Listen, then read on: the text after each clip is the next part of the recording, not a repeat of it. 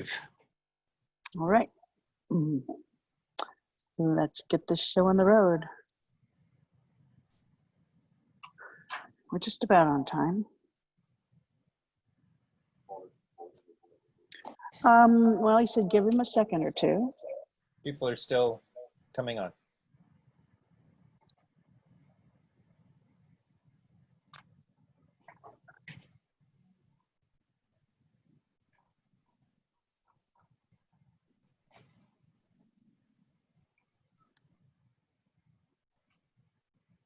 Are we slowing down yet?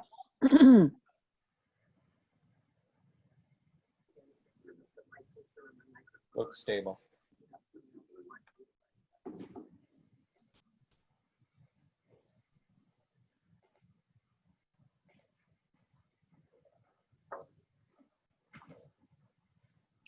Okay, I think we're slowed down. Dr. Stowe, can you go ahead and read our preamble and get us going? Sure. Welcome, everyone. This special meeting will be conducted pursuant to the provisions of the Governor's Executive Order N-2520, which suspends certain requirements of the Ralph M. Brown Act. In compliance with Governor Newsom's Executive Order N-2520 and in response to the ongoing COVID-19 outbreak, the district will conduct the Board of Education special meeting as a teleconference. Please use the following toll-free number and meeting ID number to call into the meeting. Telephone 1-669-900-9128, meeting ID 832-4345-5111, password 610605, or on a computer, that information as well as the link for the Zoom meeting is on our website under board meetings at www.TUSD.org. Public comment can be submitted via email to the superintendent's office at superintendent@TUSD.org. Submissions will be read aloud at the public meeting. Submissions can be received up to 30 minutes prior to the start of the open meeting of the board. Public comments are limited to topics on the special meeting agenda only. The guidelines for public comment will be in accordance with Board Policy 2350. Thank you. Okay, thank you. So let's go ahead and call this meeting to order at 7:04, I think is what my time says. I do want to have us do the Pledge of Allegiance. I'm just going to turn my camera to show, and Shelley's going to lead us. You don't have to put the camera on for use, Shelley, it's okay. But let's stand and have her lead us in the pledge. Place your right hand over your heart. Yes. Ready? Are we ready? Begin. I pledge allegiance to the flag of the United States of America and to the republic for which it stands, one nation, under God, indivisible, with liberty and justice for all.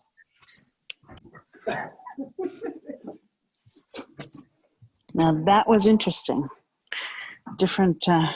Prove we all wearing pants. That was a test. Okay, so I need a motion and a second to adopt the agenda, please. So Move moved. that we adopted the agenda. Okay, and a second. Is that a second then, Mr. Lee? Or So second. moved and seconded that we adopt the agenda of the August 3rd special meeting of the Board of Education. All those in favor say aye. Aye. Aye. Opposed? Motion carried. We have adopted the agenda. It's not a voluminous agenda for those of you who have looked at it. I do have a few instructions to the public though. We will be accepting public comments and we do have a few that have been submitted. These public comments will be on agenda items and the topics are limited to 3 minutes per topic. Total time granted for public input, 3 minutes per person, 3 minutes per comment, and then total time granted for public input shall be limited to 30 minutes per topic. Since we only have one topic, that's what our limit is for the evening then. So our first item will be TUSD reopening of school status update. Do we have some comments on that, Dr. Stowe? Sure. Can we get a motion and a second to approve? So moved. Second. Second. Okay. It's okay. And now we have our comments. Okay, so thank you, Mrs. Reagan's board members. I have two comments to read tonight. The first one comes to us from Allison Williamson, who is a Riviera Elementary school teacher. Dear Dr. Stowe and school board, I'm emailing today to voice my opinion as a mother and teacher in Torrance Unified. I want to say that would be detrimental for my students and kids to only have their teacher available half day while doing distant learning. I teach 4th grade and have a 1st grader and a 3rd grader. The reason that we are doing half days and cohorts in elementary school is to keep kids socially distant. They will be distantly working from home and do not need to be separated from half their class. I also feel that the teacher will be able to reach many more students if they are not busy teaching the other half of the class in the afternoon. Lastly, I want to teach my students synchronously 3 times a day, and I will not be able to do that. I'm very concerned. Allison Williamson, Riviera Elementary. The second item I have is from Deb Tabush, President of the Torrance Teachers Association. Good evening, President Reagan, school board members, Dr. Stowe, and cabinet. At the last school board meeting, the decision of how and when to reopen Torrance schools was discussed, and this special board meeting was announced so all stakeholders would know what to expect at the start of the 2021 school year. I'm disappointed to see that you are not voting on that tonight per recommendation from the state and county. If health and safety is at the forefront for employees, students, and the community of Torrance, then the time is now for TUSD or the school board to make the decision to start the year virtually. I find it hard to believe that once again we are postponing this resolution until August 17th and making the reopening decision public at that time. Make the right decision now, prove that health and safety is the highest priority, and vote to start the year virtually until it is safe to move forward with the in-person blended learning models. Give everyone the time needed to make this transition possible. As of today, we have approximately 3 weeks to prepare. On August 17th, it will be less than 1. Thank you for your time and consideration on this matter. Deb Tabush, TTA President. Okay. I would like to submit that rather than individually answer those questions, I think they will be answered in the presentation this evening. And we can revisit those at the end. Dr. Crumpy, if you can be sure to address the question about the structure. Did you hear the comment from the teacher? And then we will also, the entire discussion this evening is about the safety considerations and the aspect of having our schools operating in virtual mode or not at this point in time. So I think that second email will definitely be answered. With that being said, I will turn it over to Dr. Stowe to begin that discussion. Would you like to make a motion on that? On the reopening? Right, the 4.2? Yeah, sure. Can I get a motion and a second for 4.2? So moved. Second. Okay, thank you. There's nothing to vote on, but I it was is going to under, say the same. it It's is not under really an discussion action action. item, but yeah, So, yeah. we will discuss for sure. Okay, thank you, Mrs. Reagans. Mr. Mara, if you wouldn't mind sharing the presentation. It has been a bit of time since we were together, 3 weeks to be precise, and a lot has changed in those 3 weeks. We are now at a place where we are not necessarily speaking about starting in person.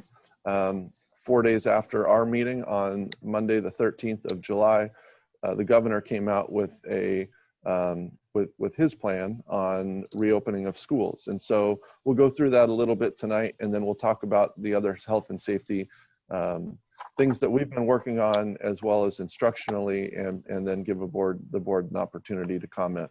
So Gil, if you could go through the first couple here pretty quick. Planning overview, it's the same slide we've had before. Basically talks about how the structure and that we really are looking at what's the best way to reopen schools, again, whether that's virtually or in person, and how we maximize the emotional health and emotional well-being of students, maximize learning, but while also keeping everyone safe. The next slide shows our task force and all of the committees, and we had another task force meeting today.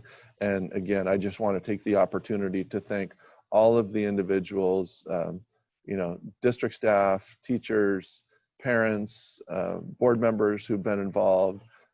Everybody it has been truly a collective effort, and with hundreds of people having the opportunity to weigh in, and it's been quite a process. And we've been working for about 10 weeks, and it doesn't, I know no one feels on that committee that they really have had much of a break this summer because of the continual meetings. And it's not just the once a week, it's all the other meetings that we're having and work reading and researching to be able to make the right decision and recommend the right decisions for our students and community. So it's been a pleasure, and I want to thank everybody for being part of that.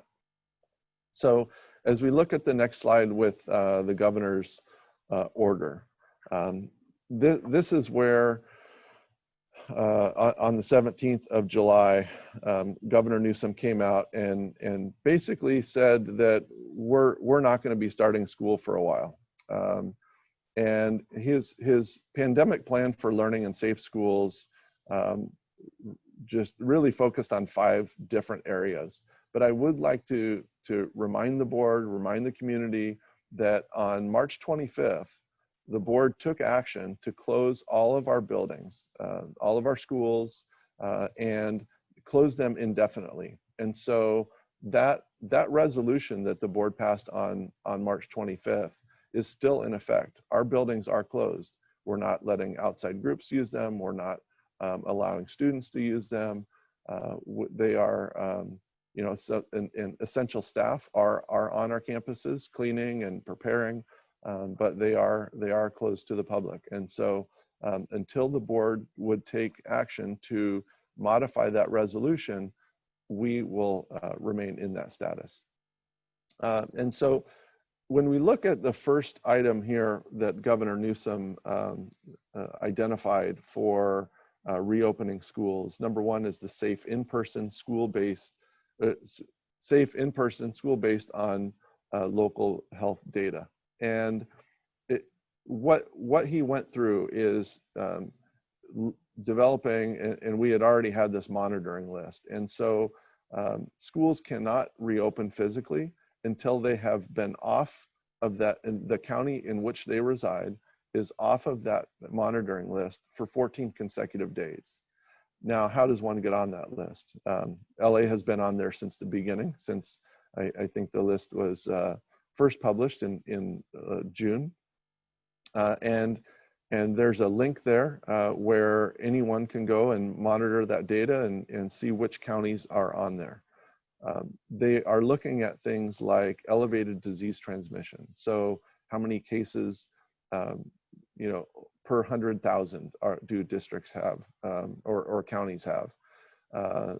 The testing positivity rate, if it's greater than 8%, that is not going to get a county off of that list. They're looking at the rate of increasing hospitalizations and the capacity of ICUs. And so all of this data is reviewed and put on these and utilized to put counties on the monitoring list.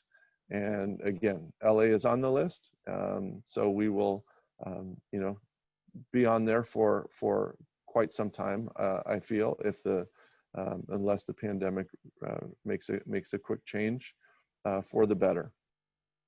Part of this area also that he discussed was a waiver for kindergarten through 6th grade that the governor talked about that would allow students on campus for instruction. But now, 2.5 weeks after the governor's announcement, we have still seen nothing from Sacramento on this process. We do know that the application would require written letters of support from employee groups and parent and community associations, as well as a review of the disease data locally, and the County of Los Angeles Department of Public Health would do that data review. And just want to let the board know that if we get further information on this, we will bring it to the board for review and look at. But at this point in time, even in two different meetings last week, where Barbara Ferrer spoke, she herself said they are waiting still on the state to produce this waiver process, and that even she has not seen anything in writing from Sacramento regarding that waiver. So I know I've received a lot of emails, I'm sure you all have, with regard to that. Again, that would be for up to 6th grade only, nothing 7 through 12. But again, that would be submitted to the state, and all of the documentation would need to be supported, and letters from associations in order to even qualify for the waiver. And again, when more information comes available, we'll bring it to you. So the next slide are items 2 through 5 from the governor's pandemic plan for learning and safe schools. And these will be a little bit delved into a little bit later in the presentation. Number 2 is a strong mask requirement for anyone in the school. 3, physical distancing requirements. 4, regular testing and dedicated contact tracing for outbreaks at schools. And then finally, rigorous distance learning, which really has been much of the work that Dr. Crumpy's done, all of the work that she's done over this summer with those committees. So I will now turn it over to Mr. Mara, who's going to talk a little bit about the containment and response control plan, and go into some detail there, followed by Dr. Liberati. So, Gil. Good evening, everyone. So last Thursday, Dr. Liberati and myself and our team did have a parent Q&A where we covered pretty much in depth and covered a lot of questions, answered a lot of questions regarding health and safety and the operation side of our return to school plan. So July 13th, the Department of Health released the protocols, and they're about 18 pages long. And just in this slide, I've simplified just a few bullets. A lot of this stuff I've presented on before in previous meetings, so a lot of it's not new, right? Preparing our schools so that we have physical distancing in place while the students move about their classrooms, while they sit in the class, while they eat their meals, or even boarding a bus. Making sure that we have enough hand sanitizer, that our cleaning and disinfecting protocols are in place. New to those initial 15 pages, a few days later, 5 pages were added as an addendum, and Dr. Liberati is going to go into this a little more, is an exposure management plan and how we deal with a possible outbreak that might occur in our schools, and establishing COVID-19 teams at every site, having a point person to go to and be the liaison and with DPH and the district office, so that should an incident occur, this strike team is ready to take action. Here on, real quick on operations, I think I presented this before in one of our task force meetings, just to show the preparation that's ongoing, and it's been ongoing for weeks since the closure in March, where our maintenance and facilities folks are working with every principal, all the site administration, and identifying our facilities where we'll have our quarantine area, where we'll have isolation areas, where the hand sanitizing stations are, and even as indicated here in the blue lines, the pathways, the ingress and egress about our schools, so that the students don't bottleneck in certain areas. Again, providing enough space between our faculty, staff, and students. So again, this is just to illustrate that we're still at work. We are preparing as if we will open August 26th, although as you've heard from Dr. Stowe, that it's not likely, but we want to be prepared should things get better, and we all hope that it does get better, and we can bring our folks back on campus. Okay. So that's a really quick rundown on operations, and Dr. Liberati will get into the health and safety quite a bit more.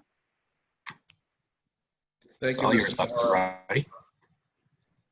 I'm sorry. It's all yours. Thank you, Mr. Morrow. Members of the board, as Mr. Morrow indicated, we did have a presentation to parents, well attended last week on Thursday. Some great questions we received. And start off with the workplace policies and practices to protect employee and student health, which you've probably heard a number of times is our primary objective. That's the primary objective of the task force. Dr. Stowe mentioned the task force, talked about the committees and subcommittees that we saw in that diagram. And just for folks that have not watched, and hopefully everybody has, that task force has been in place for probably 2.5 months, reviewing orders, reviewing and updating guidance from the Department of Public Health and Centers for Disease Control, California Department of Public Health. And at this point, we adjust, we pivot, we follow orders as they're amended. Mr. Morrow indicated on the 13th, we initially received orders and guidance, and then the governor's orders, and then there was an update. So we know there will be updates, but we're going to adjust. There are several things that have not changed in the last 3 or 4 months as we've been in the pandemic. But part of the orders do include a containment response and control plan. So that's going to be a big push now to have that in place along with the COVID-19 compliance team.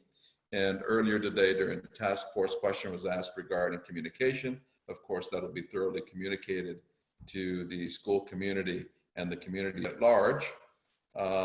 Some things that have not changed, school facilities for non-school purposes will not be permitted. So at this point, it's not in the orders, it's specifically for employee and students and to maintain that health. Symptom checks conducted before employees enter the workplace. Some questions were asked regarding temperature checks at school, if feasible, both for employees and students. However,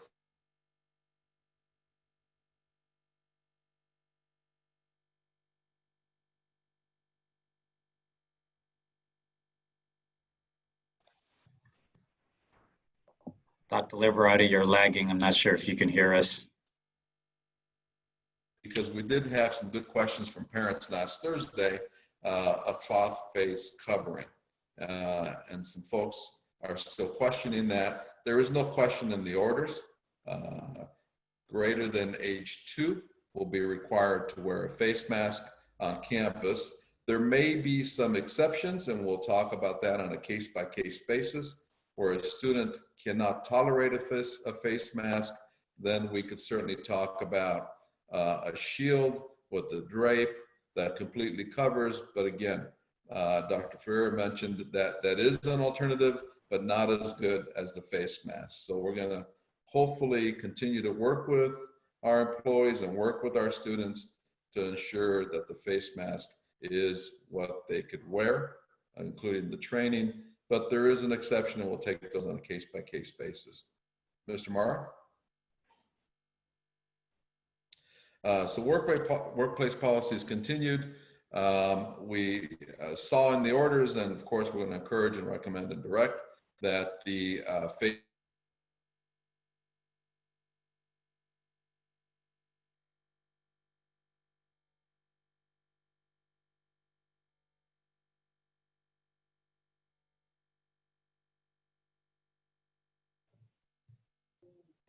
also in the orders, we see the physical distancing and social distancing that's been consistent over the last several months through the data and the research. This includes furniture to ensure that folks are in their seats and both whether the classroom or the office are maintaining the 6 feet. If not, we talk about physical barriers in offices and those kinds of things as we look at the individual offices for folks returning to work. Physical distancing and face covering required for all people entering the campus. And for those that don't have it, we wanted to add this slide. One will be provided, but again, encouraged if you're going to return or if it's an employee or a student that they do have a face mask coming back. Disinfecting at least once per day. That was a little confusion in the original order. We asked for clarification last Thursday, and Dr. Fair did clarify that. So at the end of the day, Mr. Marr has mentioned in the past that the facility will be disinfected, and frequently washing of hands, again, an order that has not changed. Soap and water will be provided in multiple locations, in addition to touchless hand sanitizers in every classroom and in office areas. So I mentioned the resources, they're there. The first one is the LA County Department of Public Health. And so folks could go on to that and receive regular updates, including other information to the information I mentioned above. And then of course our website, TUSD.org, there's a blue button across the top, and that also has information. The resource I indicated here specifically has to do with the parents and student health. And that particular link will take you straight to that. But the Torrance Unified School District.org website has a variety of other information that includes websites such as the CDC, Centers for Disease Control, and the California Department of Public Health. Next slide. So exposure management, talked about this a little bit during the parent and in the past through the task force. So 1 or 2 cases, if a person is identified or calls in and indicates that they've tested positive or has symptoms that are similar to COVID-19, obviously that individual isolates immediately, and we work through the contact tracing, and the individuals that came into contact with that individual that tested positive or has significant COVID-19 symptoms and is seeking the advice of a physician or is seeking a test, the folks that came into contact with that individual will need to quarantine for 14 days. If it's a symptom issue, once the tests come back negative, if it's negative, I'm sorry, if they come back negative, then the quarantine is over. However, if not, the quarantine continues. And then of course we continue to contact trace if there are other people that have symptoms, and they will need to isolate as well. Now in the next slide, we'll see similar, exactly the same protocols will follow as in 1 or 2 cases with the isolation immediately and the self-quarantine and the contact tracing. However, if there are 3 or more cases within a 14-day period,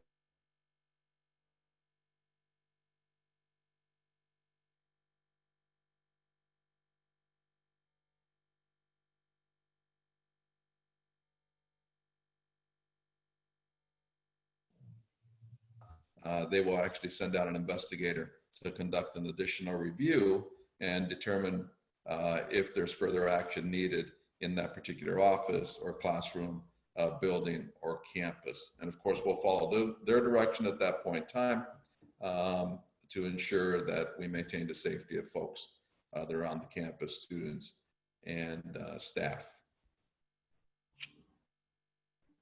And I believe that completes my slides. Thank you.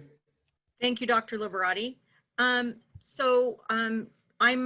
pinch hitting for Dr. Egan this evening. He's not feeling well. I'm going to do the secondary bell schedules, and then Dr. Kim is going to do the elementary bell schedules.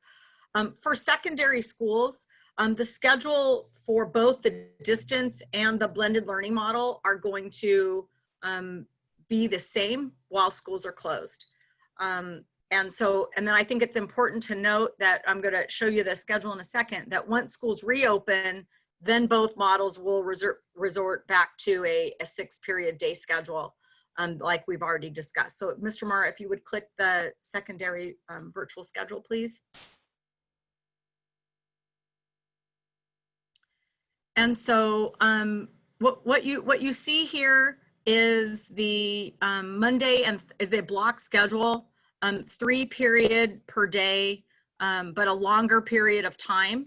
so that each students, again, the distance learning students and the virtual student, or the blended learning students that will learn virtually at home, they will be on a block schedule. Periods 1, 3, and 5 will be done on Mondays and Thursdays, and period 2, 4, and 6 will be completed on Tuesdays and Fridays. This is a similar schedule and model that was used in the springtime.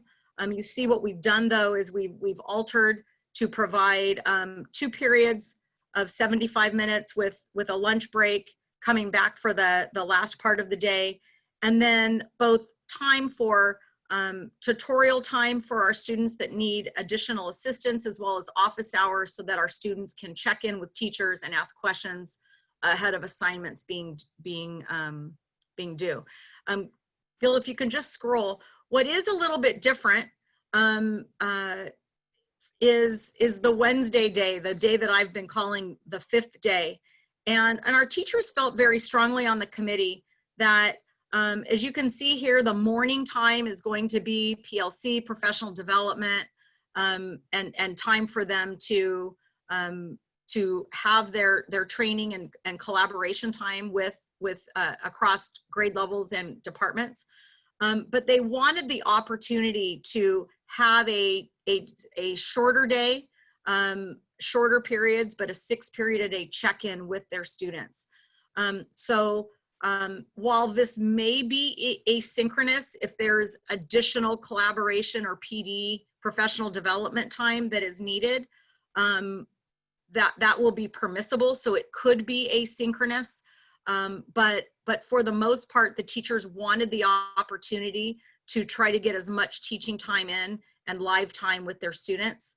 And so this is where this was kind of a laid out schedule where it was all asynchronous. You now see a bell schedule where it'll be check-in time with for teachers to have with their students.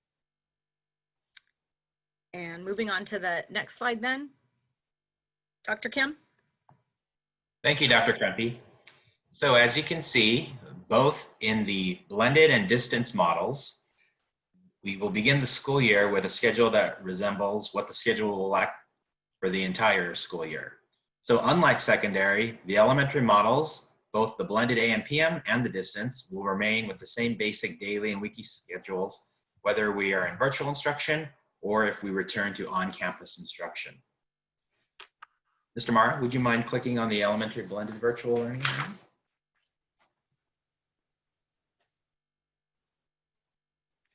So what you see in front of you is our elementary blended learning virtual model, our AM/PM cohort schedule.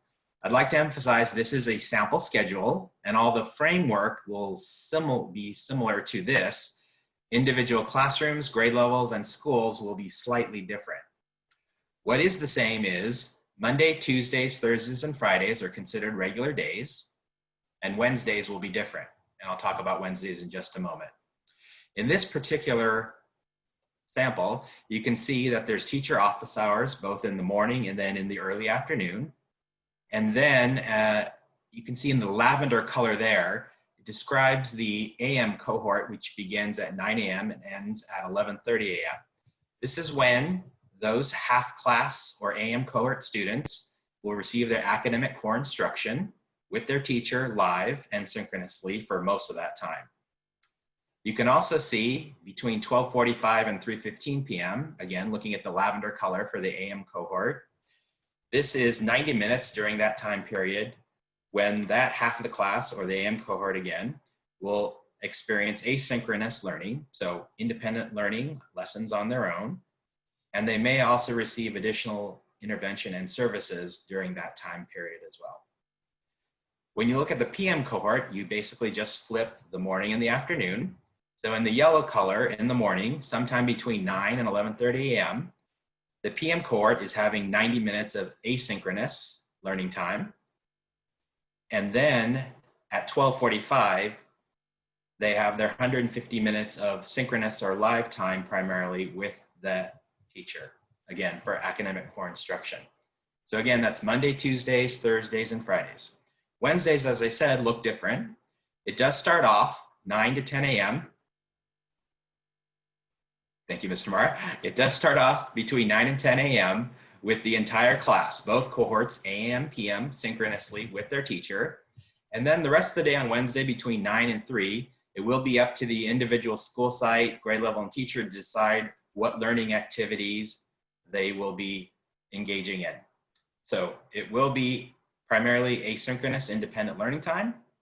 There will also be some intervention or tutorials that occur for students at that time. And for the teachers, they'll be engaged in trainings, professional development, and professional learning community meetings with their colleagues. There may be also some office hours and parent information sessions during Wednesday as well. So again, this is a blended learning model. I'll ask Mr. Marr to scroll on up. So the next 2 pages, you'll see 2 different examples of the distance learning model for elementary school. So again, this is the distance learning model. This is a sample only. Individual teachers in the distance learning model will decide on a daily schedule and communicate it with their parents. So again, let me stress, this is just a sample. This is not necessarily what an actual class will look like, and it certainly doesn't have as much detail as what the actual class will look like. It is similar to the blended model in that Mondays, Tuesdays, Thursdays, and Fridays, again, are considered regular days. Here in this particular sample, though, between 8:30 and 9, there's teacher office hours. And then from 9 to 9:55, there's the whole class lesson. So synchronously, the entire class, again, the entire class, not just half of it, is with their teacher. And as you can see in this model, the teacher has decided to group or divide up the entire class into 3 different groups. So in this example, group A has their synchronous instruction or more synchronous instruction with the teacher at 9:55. And during that time, the other 2 groups, groups B and C, engage in asynchronous or independent work. But as you can see also later on in the day at 10:50, group D has their synchronous time, while groups A and C are asynchronous. And then later in the day at 12:20, group C is synchronous, while groups A and B are asynchronous. The day ends at 2 o'clock with interventions and possible supports and programs for the students. So that's Monday, Tuesday, Thursday, Friday. Wednesdays are very similar to the blended model in that from 9 to 10, the entire class is with their teacher in a synchronized lesson time. And again, from 10 to 3, it's up to the teacher, the grade level, and the school to decide what's going on asynchronously with interventions, PLCs, trainings, PDs for the teachers. One thing that's important to note in the distance learning model is that anytime between 9 and 3:15, not counting breaks and lunch, of course, students could have live synchronous lessons between 9 and 3:15. This is just one sample. If Mr. Marr will scroll up again. Here's a second example, again, of the distance learning model. I won't spend very much time on it. The teacher will again decide what's the best schedule for the entire day for their students based on the students' needs. The ideas and time frame on this page are very similar to just the previous page that you saw. But in this sample, students may have whole group lessons throughout the day. So here, it could be at 10:05, 11:05, 12:40, 1:30, or they could be divided up into similar guided reading levels so the teacher can work with small groups that have the approximately same reading level. Again, pages 2 and 3 are just examples. The actual schedule made up by the teacher itself will look differently. That concludes my portion. I will turn it back over to Dr. Crumpy. Actually, before, if I may jump in, I just want to remind folks that as I'm listening to looking at both these schedules, is just the governor's number 5 on his plan was rigorous distance learning. And when I think back to last spring and the amazing work that all of our staff did, and the work that I know that has taken place over the summer, I mean, we have an amazing team of teachers and support staff and administrators that are going to pull off what, when you look at some charts very quickly like this, it looks rather confusing. But this was a lot of thoughtful work that went into this. And, you know, the state did not give us flexibility on the number of school days. There are still 180 school days. And we do have some flex on the number of minutes. But we also have expectations that our students are going to learn a year's worth of content or more in this year, regardless of whether they're blended or on, you know, on in an on-campus setting or virtually or through the distance model. And so really the credit goes to all of our professional educators who've spent such great time and looking at so many different models that they've been able to bring forward one that we think is going to be the best for our students and their learning, but also the opportunity to be able to support them in learning the content and engaging with the teachers. So turn it back over to Katie. Thank you. And the next slide, Mr. Morrow. So one of the things that parents have been very patient, that have been asking questions about, you know, needing more flexibility. And so they may have picked our distance learning option, but they're looking for that flexibility. They're not sure whether or not with their work schedule and their lives that they can actually organize and be at home, quite honestly, for the time that the teacher may need them to log on. So we have been able, through our distance learning platform that we have created, we have a home-based independent study option. So for families that need more flexibility, children need to be learning at or above grade level. They need to be able to work independently, and parents need to be able to be a learning coach at home. And next slide, Mr. Morrow. So if those past bullets apply to you, you actually can forego live synchronous instruction, and you can utilize our distance learning curriculum, TK5, or our Odysseyware, which is a program that we already have up and going for our 6th through 12th grade students, as an independent study model.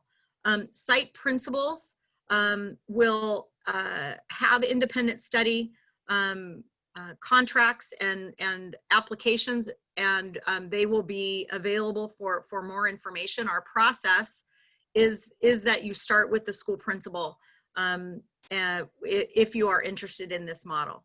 So we are ready to go. We are ready to go with this, and later this week the application process by Thursday will be available at sites for families that are interested in this option, which is kind of a portion of or a subset of the distance learning option. So this is available for distance learning families that are not quite sure how to make, you know, are not able to have be home and have their child available from 9 to 3 for elementary instruction, and have the capability to assist their child with our distance learning platform independently at home for the 2020-2021 school year. So again, applications we've prior to this had independent study as a 6-12 program.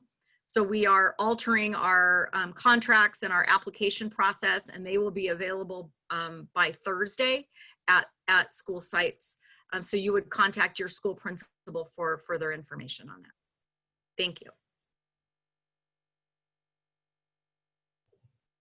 So what are next steps here for us? We have talked about that board resolution, and we've also heard from a number of teachers who have said they want to teach from their classrooms.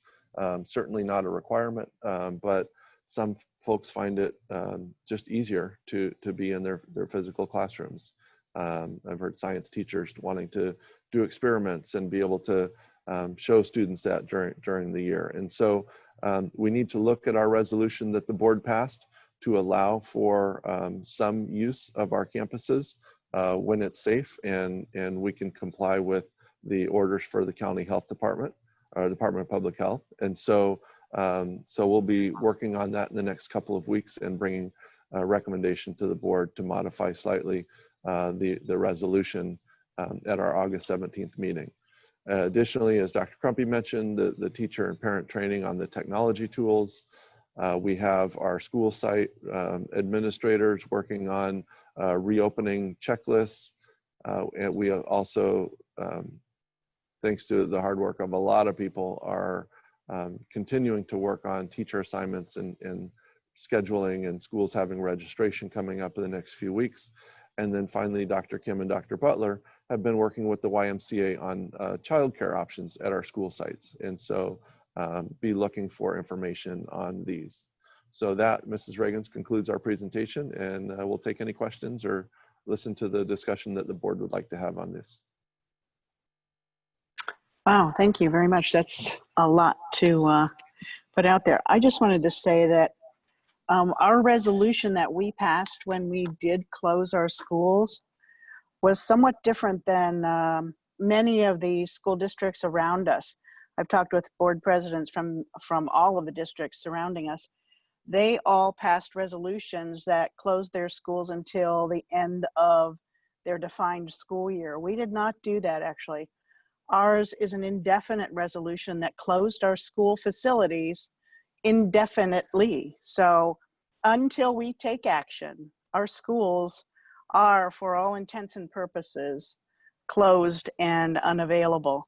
So when we revisit on the 17th, that resolution to perhaps allow the teachers to utilize that space or use it for small beginning steps to see if we can begin to use our campus, that will require an action. To actually close our school campuses requires no action on our part. So I think that answers Deb Tabush's question. Moving on, are there any questions, comments from anyone on the cabinet or in the school board that are here with us?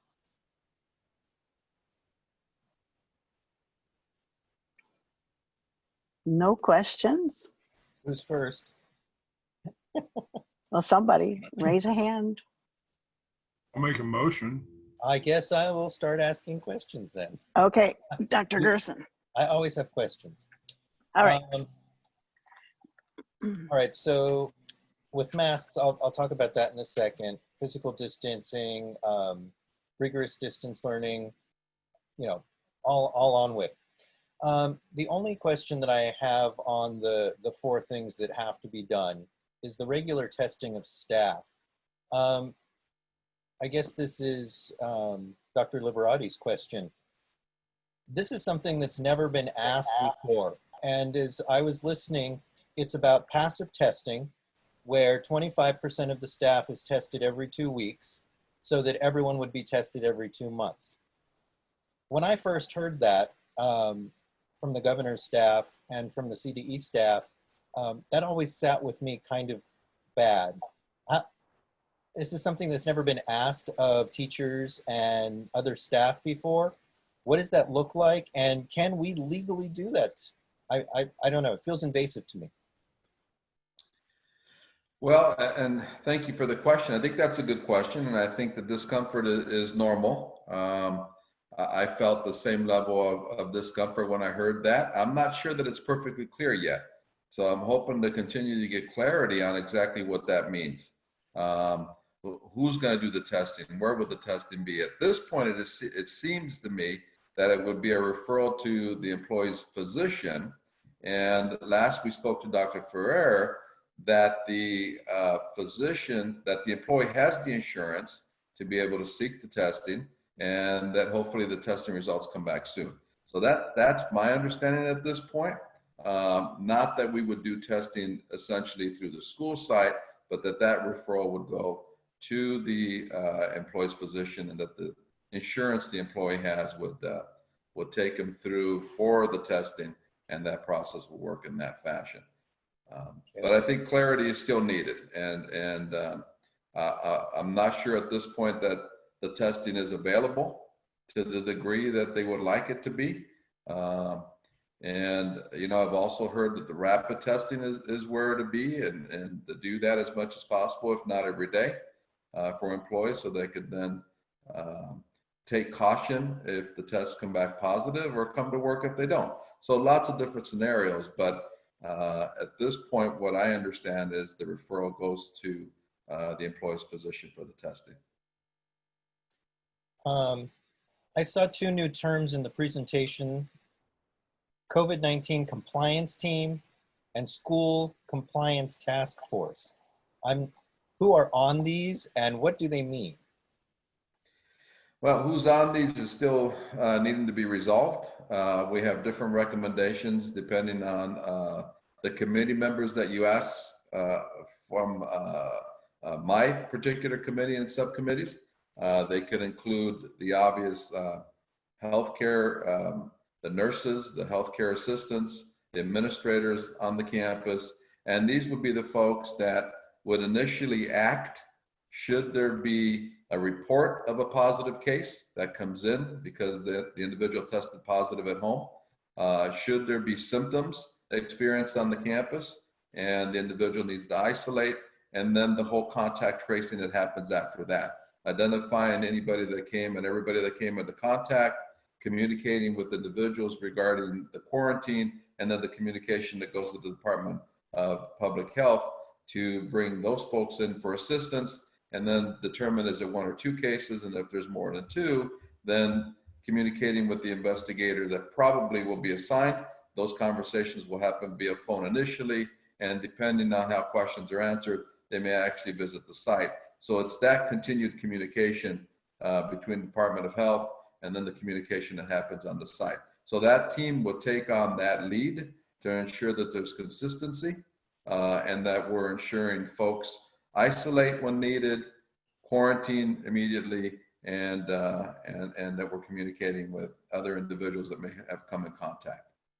So is the COVID-19 compliance team a district team or a school site team? It would be a school site team at this point, right? Because we may have more than one case on one campus, so, and multiple campuses, who knows, experiencing COVID-like symptoms.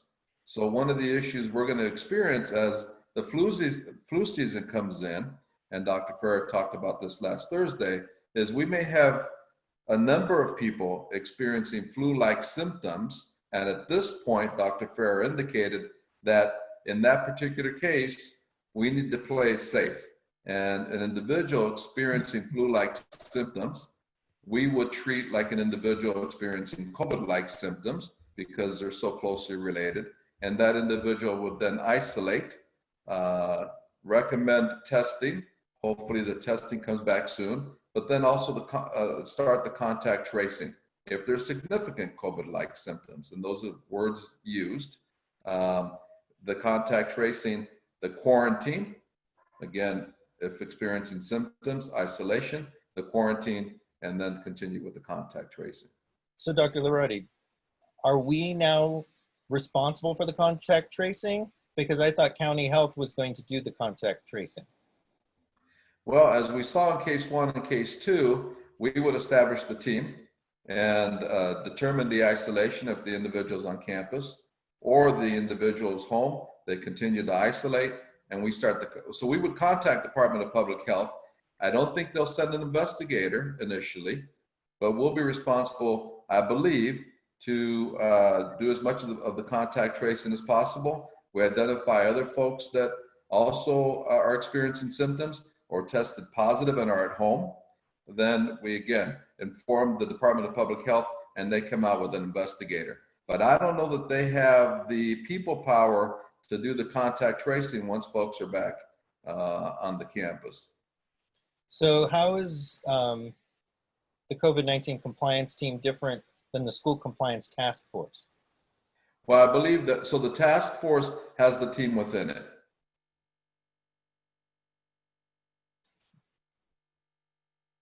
If that makes sense. No. So it's sort of like our task force now with the committees that work within that particular task force. So the task force may be bigger on the campus, includes administration, includes the nurse, includes the health assistant, it may include teachers, but then the team is the one that you may have additional folks that work as a team, then those would be the folks that would be responsible to act should there be an exposure or should there be a positive case reported. I can already hear TTA. Do we get a stipend for that? I haven't heard that yet. They're just hearing this now.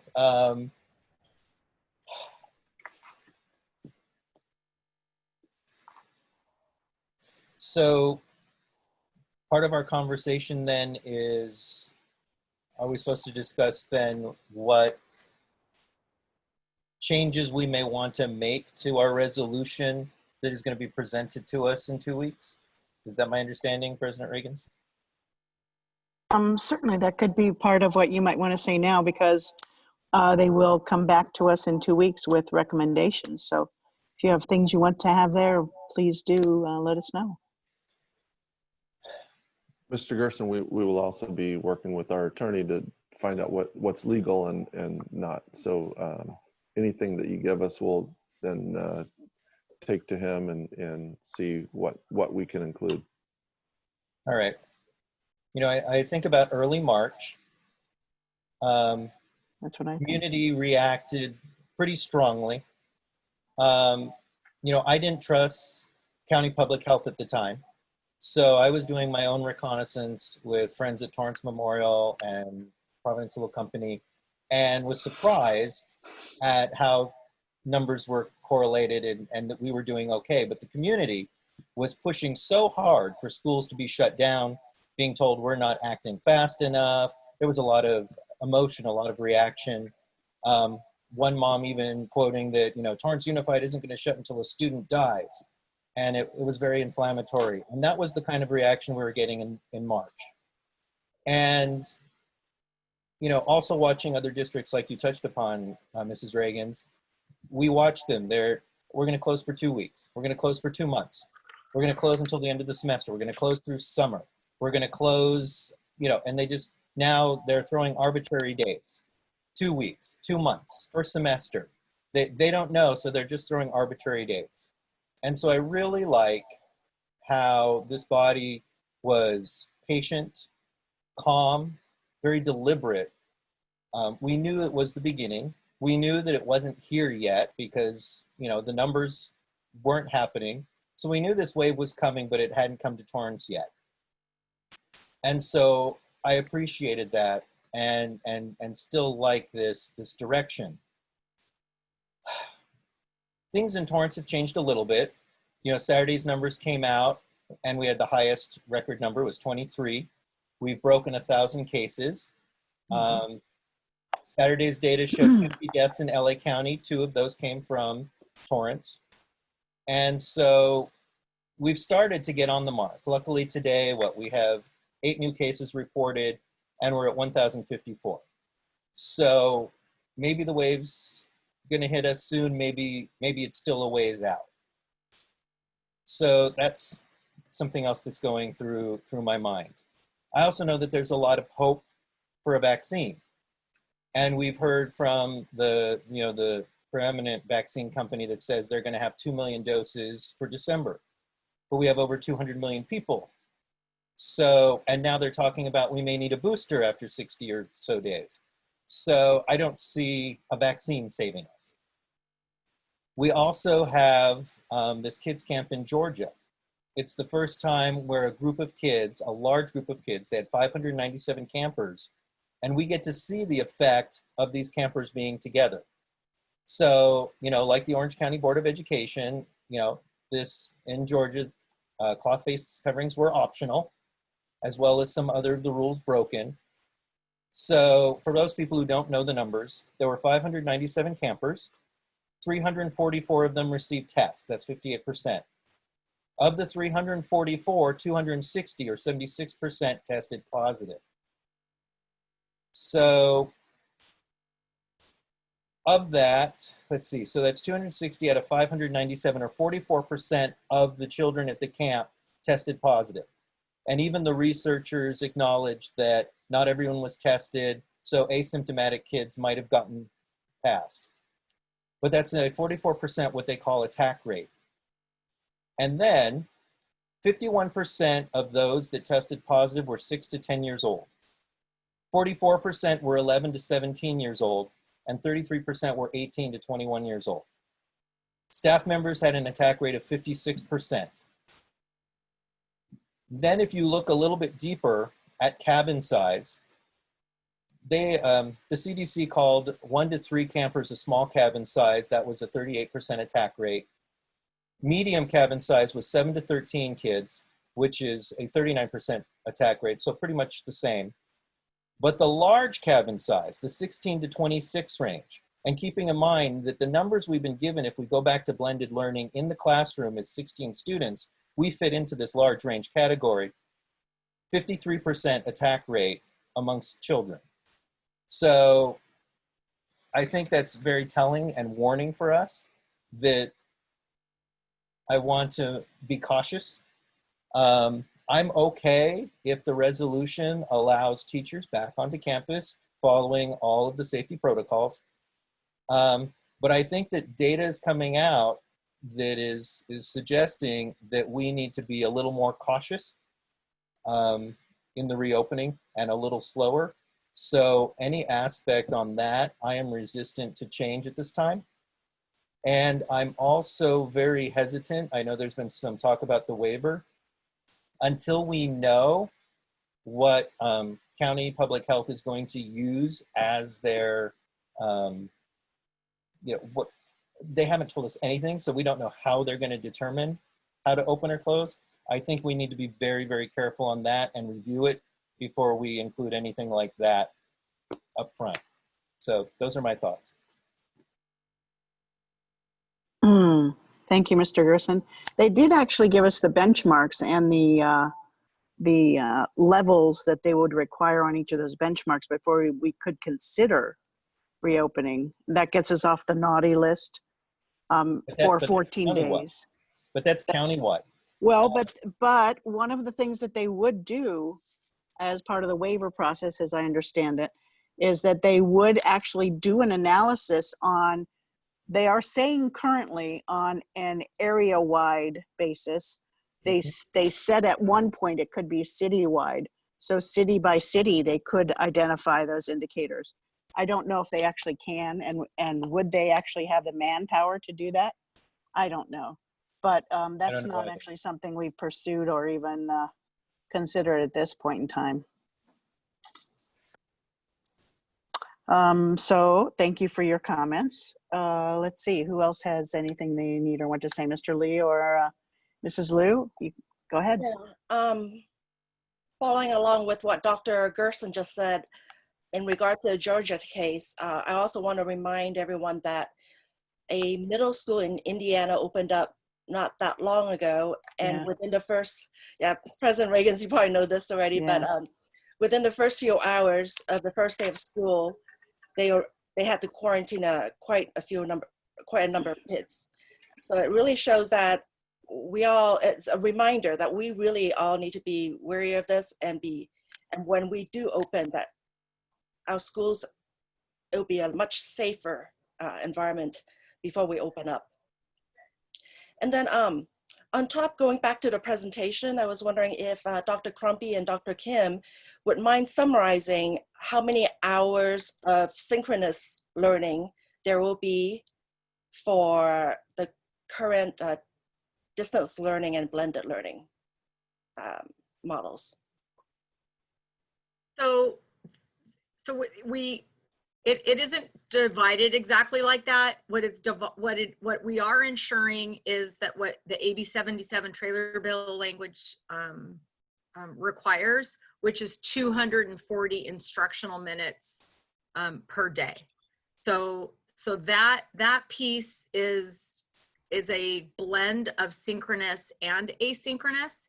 It's going to be up to a teacher based on the needs of their students, based on the lesson for the day, to decide how to best break that up, whether it's entirely synchronous that day, or they start their day doing a reading that they're annotating, and that's asynchronous, and then they've got a certain amount of time, and then they they log on with their teacher, and then they do a class discussion around that reading. That would be a kind of a blend of synchronous and asynchronous. So it really depends on the day and the lesson and what the learning needs are that the teacher is working on, rather than saying every kid will have 3 hours of synchronous versus that isn't how we are going about it. Yes, great. So it's pretty much, want to summarize, it's up to the teacher, up to the school site, and up to the teacher with that particular class or subject as to how many synchronous hours there will be, or how many, as long as in total there will be 240 minutes.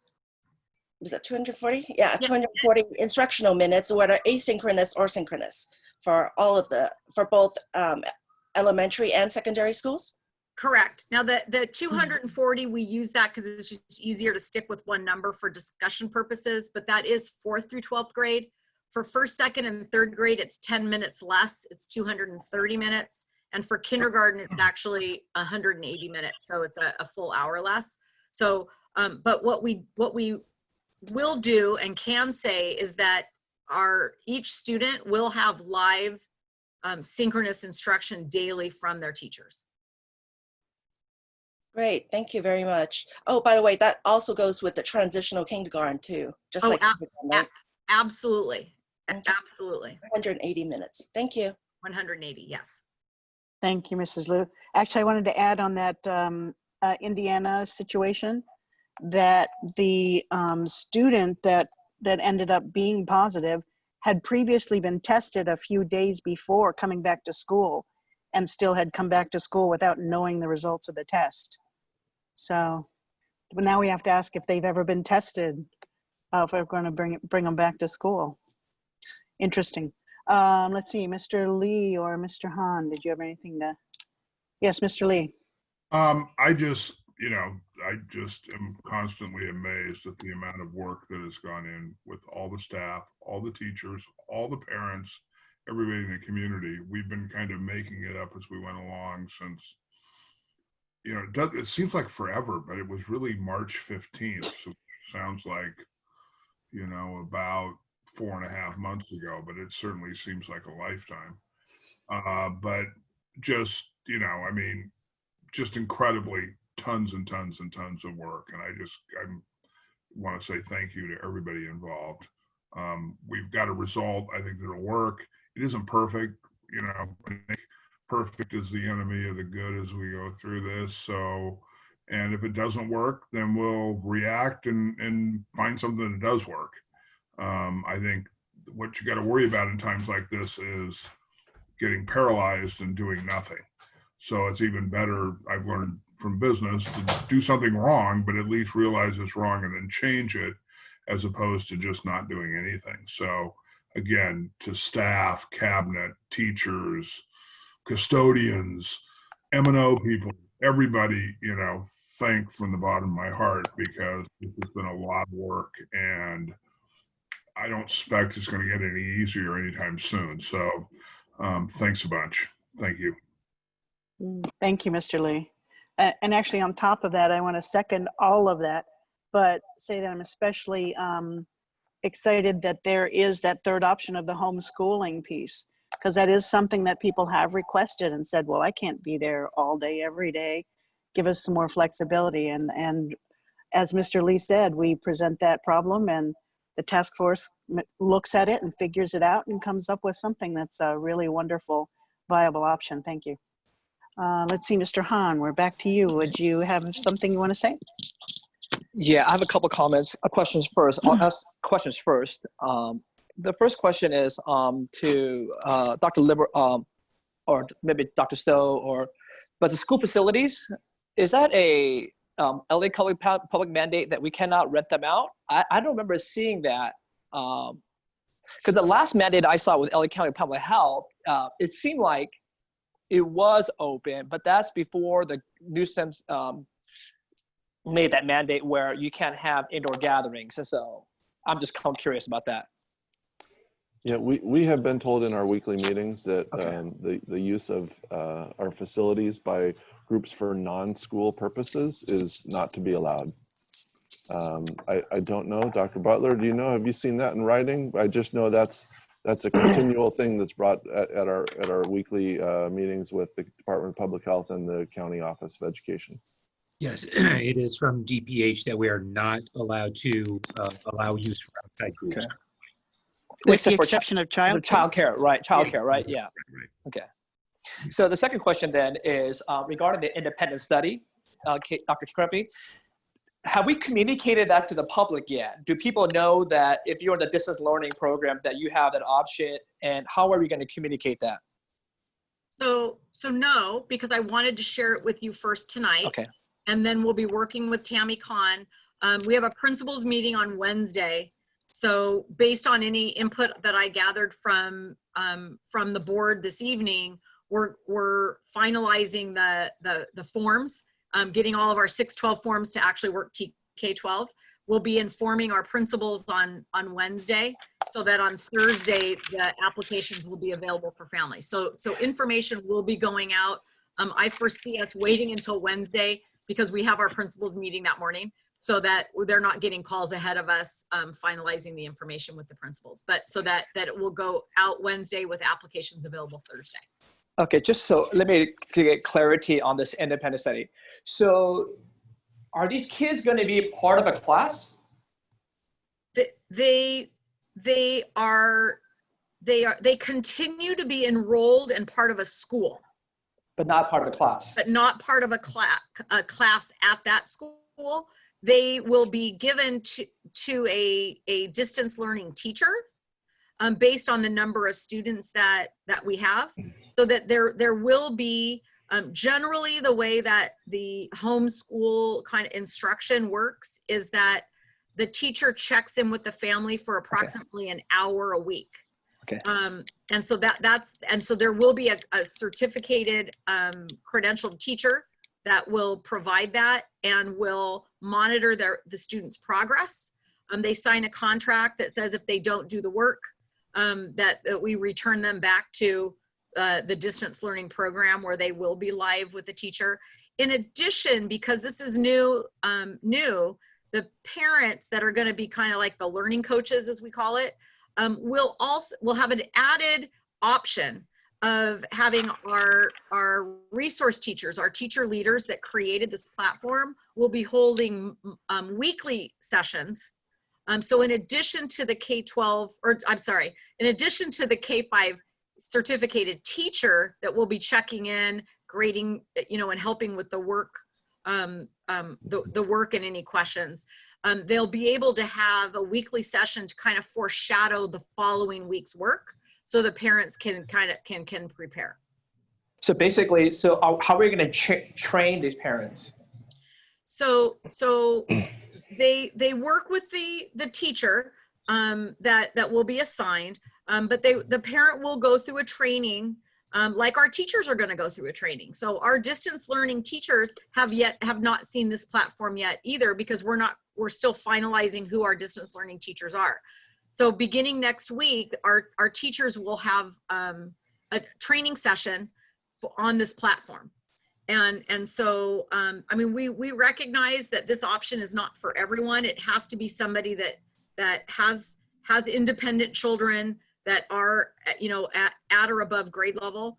Our ed code, there's laws that kind of govern this, and it does require that we check on how well they're doing. If they're not doing well, that this is not the program for them, that if they're behind in school, because this isn't going to offer interventions and those kinds of support. So they would then return to our regular distance learning program at that time, where they would have live synchronous instruction by the teacher and then interventions. But for 6 through 12, how would you do like AP classes, honors classes? Like, it wouldn't be for that, right? Well, AB, no, because that would be in our blended learning program. But we have 612, we have an independent study program. We utilize a platform called Odysseyware. Yeah. So, and so we have that program already to meet the needs of some of our families or our kids that the traditional school day doesn't work well for. And so we offer that.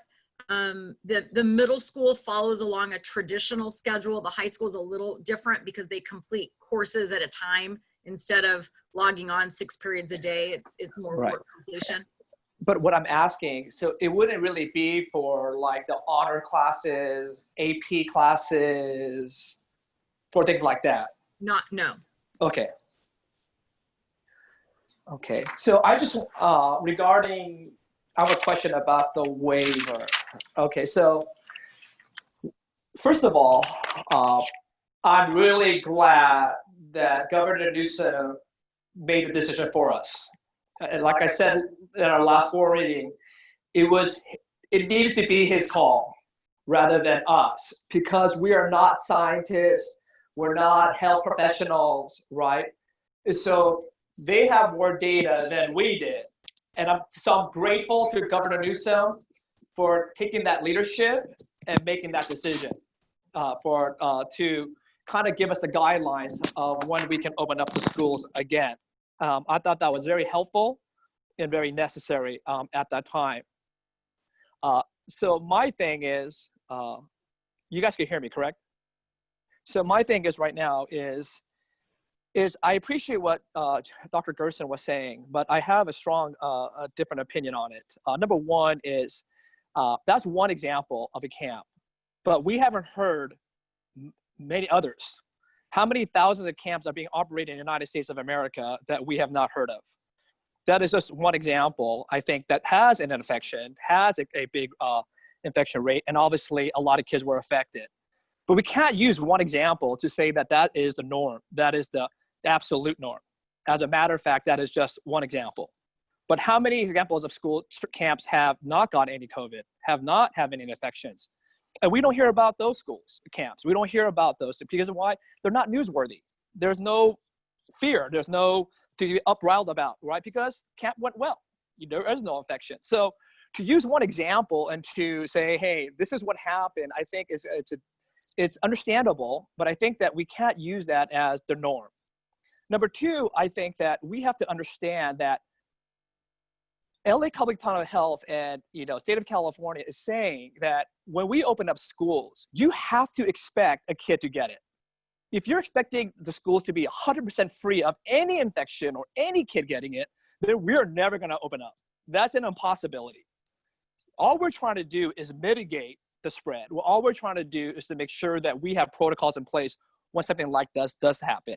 And I think that we have to be aware of that. I think that if we try to make it where, you know what, if any kid going to get, we can't open up. You know what? And if we start thinking like that, then we're never going to open up. My thing is that we have to follow LA County Public Health and the state of California, which we are going to follow, right? And I think that they have the data, they have the science. And when they feel like it's safe enough, and again, I'm going to emphasize the word enough, because that word enough is relative.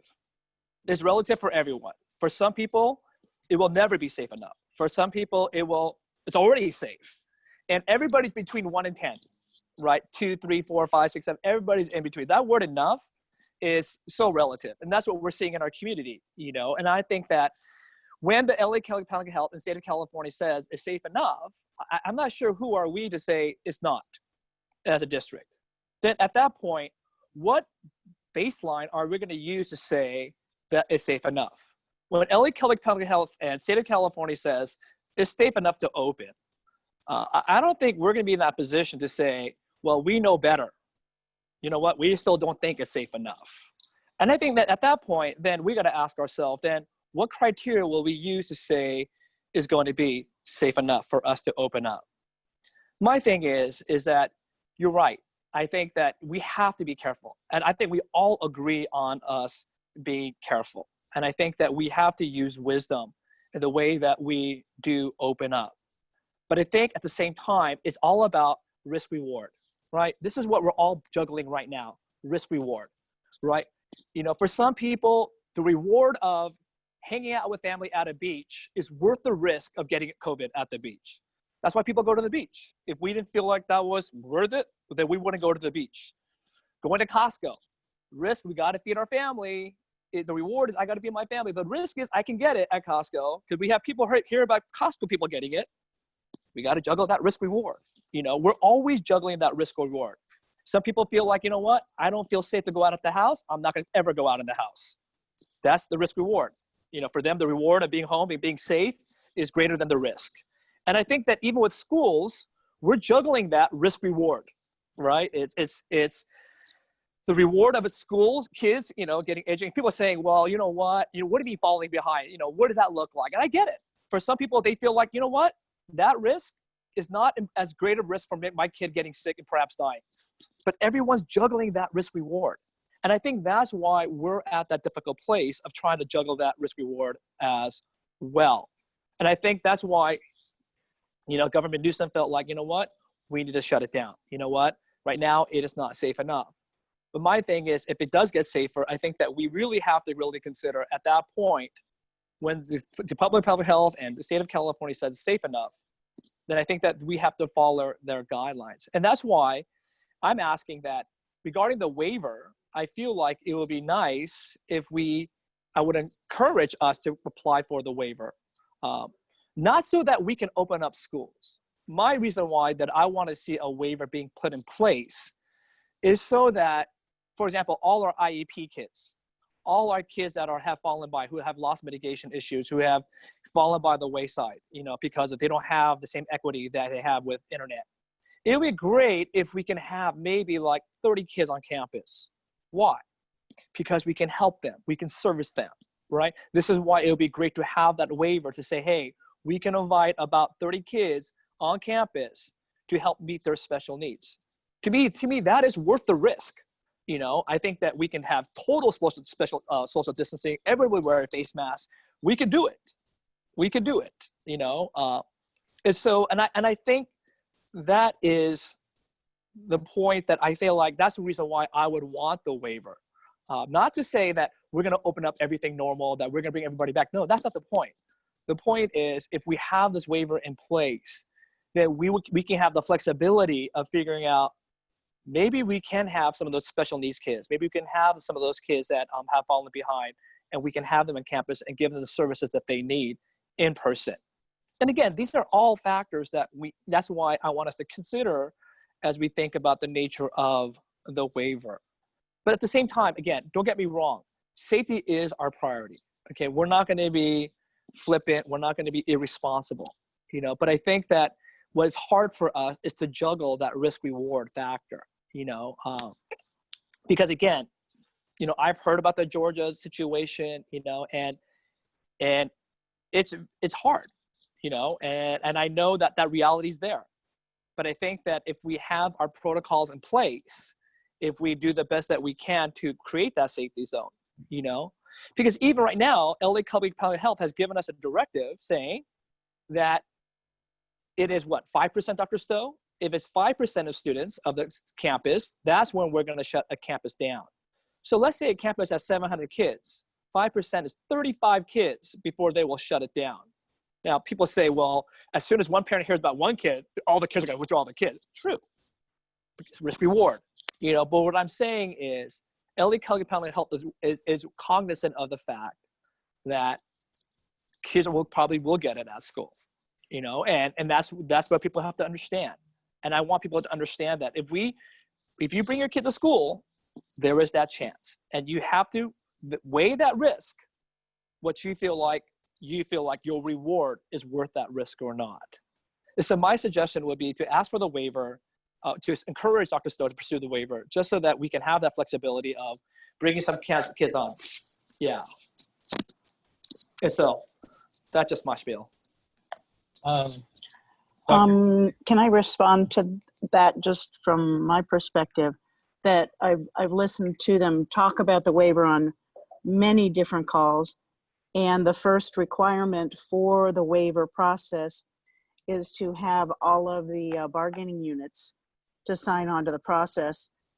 And I don't know exactly when it comes down to brass tacks what our bargaining units would say, but I have not heard from very many teachers who would argue in favor of opening our schools. So I don't know how that would come through with our folks here in Torrance, I do believe that Dr. Stowe has broached the subject with them, but I don't think we have any consideration of exactly how they would come down if they were asked to write a letter in support of doing it. Well, and what we've said is, you know, we'll wait and see what comes out of Sacramento and what it looks like. We've been told verbally what the guidance or what the requirements are going to be. But as to seeing anything specific, we just have no idea. And so if and when that time comes, I you know, would think that we will bring it to the board and take a very close look at it and to see how a waiver could benefit students, particularly as I think Mr. Hahn articulated, those with very you know, special needs that we know we're not able to serve students in certain ways in their homes and provide the services that many need, and that's causing also some strife within families and stress, and we know that that's very tough on them, and so I think we look at any and all options to be able to make sure that we're meeting student needs. But again, health and safety of our students, our staff, and community is number one. But that is something that I still think we're a ways away from even seeing something from the state as to what a waiver process is going to look like and how that would come about. But when we do, I will bring that to the board for discussion, as well as to the associations, to see is there some way that we might want to explore together going down that road. Well, I find it very frustrating that the governor is the one who brought this up as an option, and then there's appears to be a lack of action on their part to actually make it happen. So does that mean it's not an actual viable alternative?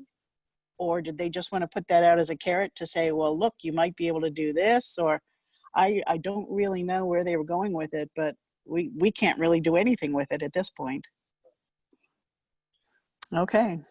So, I wanted to say, yes. first of all, sorry, Dr. Crumpy, I didn't acknowledge it. We spent a lot of time talking about creating more options for parents, and I didn't thank you, and Dr. Butler, I also want to thank you for your role in creating the independent study / a version of homeschool for those parents who are looking for that option. So I did want to thank you both for that. I don't think it's as simple, Mr. Hahn, as you're making it as far as balance of risk reward. When I choose some of my actions, for example, it's not because I'm personally afraid of just getting COVID. When I make my decisions, I'm also making my decision to not be a drain on the system and to not be a spreader, and to keep hospitals open for those who need it. So I don't think it's a black or white. I think there are other reasons why some of us are more careful than others. And you know, I like to believe I'm healthy. Although we have a Torrance firefighter, how many months in the hospital fighting COVID? You know, a man stronger and younger than myself, who's been in a medically induced coma. So I know the risks are real. I also know that the wave hasn't hit Torrance yet. A lot of us don't have a lot of connections to people who've had it, and I think that our opinions are going to change as we know more and more people. God willing, we will do a good job of slowing the spread until we have a medical way of eliminating it. I don't want to know a lot of people who've had it. I don't want to know teachers and staff who get sick and who get hospitalized. So I understand that the governor, you know, gave some relief coming out, taking some of the heat by closing, but he's looking at California as a whole. And even listening to his messages about people having to move to hospitals, you know, 100 miles away from their homes to get a ventilator. And the county, Dr. Ferrer, I've heard her take a lot of heat from our community. You know, I am so grateful that she's done so many conversations with us. she is truly intelligent and she knows her stuff. And I've learned so much from her, but she's balancing the whole county. She's got, you know, financial, she's got the governor in her ear. She also is taking a lot of political pressure. So it is up to us at the local level to go, we know what's happening in Torrance. We are still so fortunate that the wave really isn't here. We're cautious, but we are pretty safe as far as the community goes. But when that wave gets here, if it gets here, it could hit us hard. So, you know, the decisions we make today, I know, you know, my friends, my kids' friends, you know, I know some of them are having sleepovers and such and going on with life as normal. And like you said, many people going to the beach.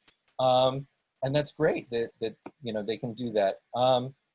But I think that we are balancing locally what is best for our students and also what is best for the 5,000 employees, almost 5,000 employees who work for us.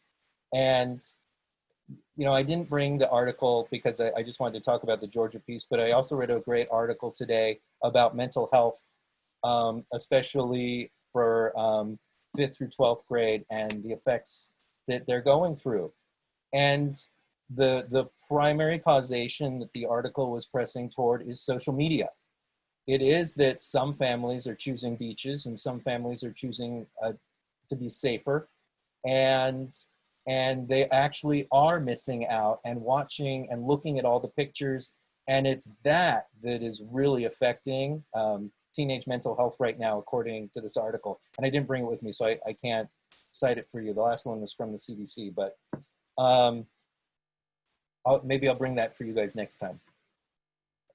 But can I make a comment, Jeremy? Jeremy, I think you have to understand what I'm trying to say here. I think number one, you're right about the county, but remember what Dr. Farrar said is that even though we come off that watch list, there are other criteria that is in your local area that will also determine whether or not we open up. Number two, another factor is understand that what I'm saying, Dr. Gerson, is this, is that the people who don't feel safe from coming, they have that option. They have distance learning. What I'm saying that the people that don't feel safe coming, we have a provision for them. But for the people that are in the blended and hybrid, right, that want to have their kids come back, we gave them this option, right? And so all I'm saying is, for the distance learning, we have that option. For the people that really, you know, like I said, the fear is real. Don't get me wrong. It's absolutely real, right? And so that's why we have that distance learning option. That's why we gave our teachers that option. That's why we're giving that students that option. Because you know what? That fear is real. I'm not denying that at all. I'm speaking on behalf of the kids who said, we want to go blended. I'm talking about the kids who said that we want to come back to school. That's all I'm talking about. It's for those students, right? So we should, but don't forget that when the governor issued his order, we had hundreds of parents all of a sudden writing in, going from distance to blended because they knew schools were going to be closed and start virtual. And so I understand that, but all I'm saying though is that the people did sign up. Remember, prior to that announcement, we had 80% people said they wanted to blend it. After that, we had 65% they say wanted to blend it, right? But there's still 65%, maybe 55% want, whatever, it's 50-50. All I'm saying is the people who said that, you know what, when schools are able to open up, we want our kids to come back. But they know that there's a risk. I don't think they're thinking there's no risk. I'm saying is that for the people that are blended, the people who say they want to come back, I'm just saying is that when the governor of the state of California says yes, LA County Public Health says yes, you know what? Then I think that we should open up at that point, because I don't know what other criteria I would use, because LA County is going to use the local area. We have to get permission from them with all the data in the local area to open up. I just don't know what other criteria. And to say that I don't care, I do care. You know, no. I'm not saying, you don't care. No, I'm just saying. No, I'm just saying if that's. I don't think anybody thinks you don't care. I think we all know you care. Yeah. So all I'm saying is that if we do open up, right? I'm just saying that when we have the go, I'm just saying that for the people that have chose blended, you know, we're not saying we're opening up 100%. That ain't gonna happen for who knows when. You know, what I'm saying is when the LA County Public Health gives that permission, you know, that we should consider reopening up the school. And like I said, that's why, we're using this issue of day camps, and we're using the issue of the things that you mentioned. It's, to me, is, well, the people that are really concerned, who have high risk, whatever, or, people who don't feel comfortable, you know what? You have distance learning. You have that option. You don't have to come back. We have independent study. We have all these programs for you. It's great. And for the kids that want to come back, hey, we're going to be able to open up so that you can come back. That was my premise all along. That's why we gave two options, because we know our community is divided on this, right? And so for the people who don't feel safe coming back, here's your option. And then for people who feel like they want to come back, here is your option. That was our premise from all along. That's why we even gave the first two options from the very beginning, right? From the very beginning. Those are always our two options, right? Distance learning only or blended, right? And so my thing is that, hey, we're going to be as safe as possible. We're going to put everything in place, for our kids, so that when we do open up, or if we do open up, that, everything is in place. I'm not saying, I don't know when that's going to be. I don't know where we're going to get off the switch. I don't know what the numbers, I don't know. All I'm saying is, when we get to that point, we should be ready to open up at that point. That's all I'm saying. Well, yeah. I agree with you on that. Yeah. When you get to that point, Yeah. I just know that I don't see it in the near future. The other thing that something that one of Dr. Ferrer's people said that has still stood in my head, even though I heard it 3 weeks ago, is that 5% number when schools would get shut down. That's the point at which they believe the infection is out of control, is the 5% mark. So that's when infection is out of control, and that's when they say, okay, you have to shut down a school. So that out of control, though, really stuck in my head when I heard them say that. Right. Luckily, testing now, I hear that we have a newer test that takes 15 minutes. Before, when it was taking 2 to 4 days, that was kind of scary. But if we can get more of the tests that are 15-minute responses and have, I think they said a 96% correct rate. So then, yes, I think we're getting much closer to that point. But I just wanted to express the opinion that I don't believe we're near there yet, and I don't want people to panic. I want them to feel comfortable and safe, that we do recognize, or at least that I recognize that things aren't safe now, because we really Torrance hasn't faced a wave yet. And so, if county numbers and state numbers start to drop and we dodge the bullet completely, absolutely party at the school. But yeah. I don't know about that. I'm not sure about party at the school, but like I said, Dr. Kirsten, I think we're both on the same page. Yes. We don't see, who knows? I want to be in front of school greeting students too. Right, but it's not time yet. Right now, yes, and I think that we can only hope, even though, and I think that's why I want just to understand, because the way that you addressed it, that's why I was surprised how strongly you addressed it. Because obviously we know it's not safe right now. I think that's why the governor has shut it all down.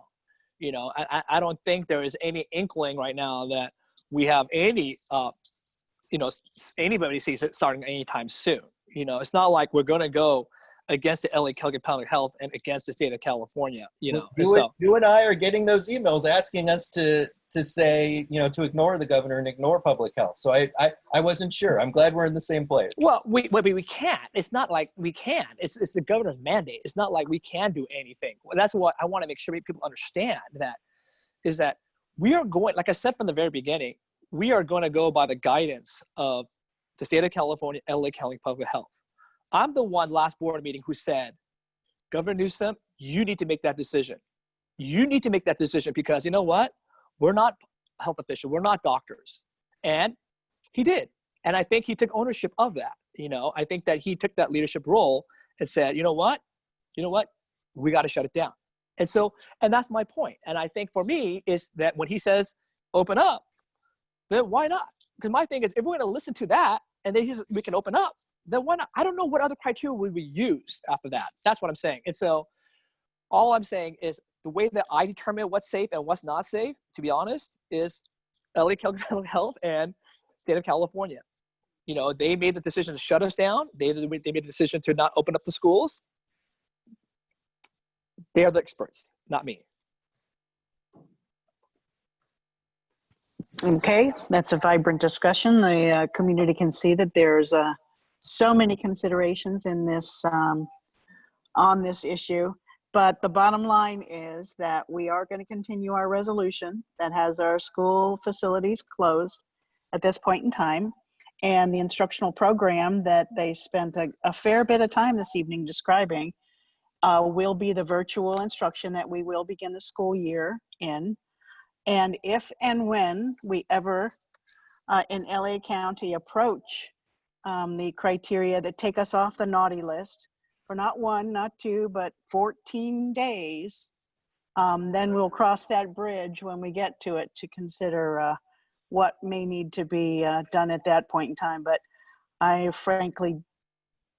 not sure LA County has ever been at that point in terms of those numbers and those benchmarks. So they set a pretty high bar for this huge county with so many people. Okay, so let's call it quits this evening. I think Don wants to speak. Oh, Don, did you have something you want to say? Okay. Because that's what you wanted, correct? Okay. Well, we have a motion in a second on What did I motion for, or second? we can just vote to accept the update if you would like us to. Make a motion to accept the update and make a motion to adjourn. Okay. Is there a second? Sure. I'll second it. Okay. It's been moved and seconded that we accept the update as presented, and with the clarity, I hope that we've given to the community as to what our course is for the next, who knows how long, but several months, I expect, and that we will adjourn this evening. All those in favor, say aye. Aye. Aye. Opposed? Okay, thank you, everyone. Thank you. Good night. Thank you. So